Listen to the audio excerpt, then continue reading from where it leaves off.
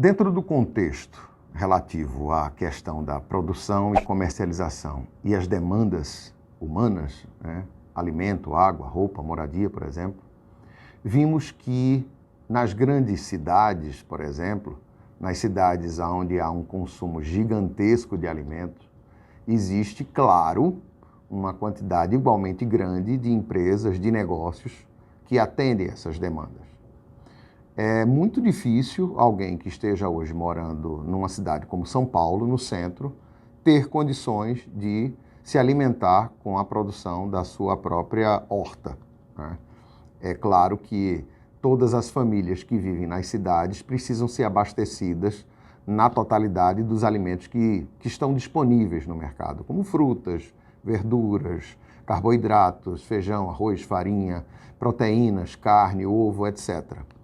Sabendo dessa condição, é muito importante que a agricultura familiar e todos que atuam dentro desse contexto saibam da sua capacidade, da sua importância nesse ambiente. A agricultura familiar, nós já colocamos isso, é a principal fornecedora de alimentos dessa natureza, esses que a gente citou.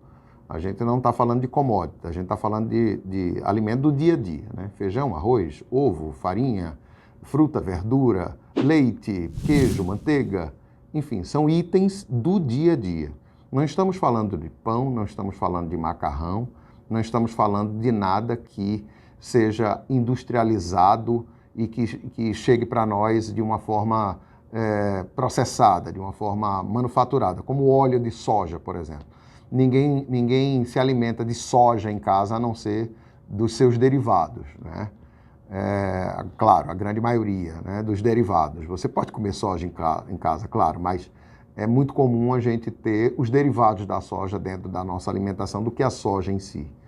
Então, até para produzir esses alimentos é necessário que haja um planejamento, que haja uma projeção dentro desses negócios relativos às demandas, né? E essas demandas, elas oportunizam perguntas objetivas. Qual é o nosso papel dentro desse contexto, né? Quem somos nós dentro desse ambiente, né? Quem é a agricultura familiar dentro desse ambiente, né? Todo o produto da agricultura familiar é comercializado. Sim, ele é comercializado. Ele só não é comercializado 100% pela agricultura familiar, mas ele chega na mesa do consumidor. O fato dele não ser comercializado, na grande maioria, pela agricultura familiar, nos permite interpretar que existe um espaço muito grande para ser ocupado pela própria agricultura familiar, pelo produtor agricultura familiar, donos do produto, donos da mercadoria, que hoje é negociada por empresas, por intermediários, atravessadores, etc.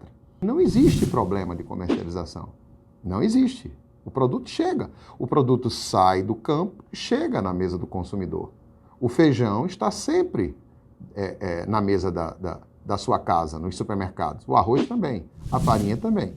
A carne de frango também. O ovo também. Não falta. Sinceramente, colocando assim de forma bem abrangente, não falta. Quem é que faz essa comercialização? É o produtor? É a agricultura familiar? Bom, se não são os agricultores, agricultoras, nem as organizações da agricultura familiar, quem faz isso? Se esses que fazem isso conseguem êxito, como a gente poderia reproduzir e passar a dominar esse ambiente também? Passar efetivamente a trabalhar também a questão de mercado. Continuar produzindo, continuar fornecendo mercadoria, mas, sobretudo, assumindo um papel de protagonista na questão da comercialização.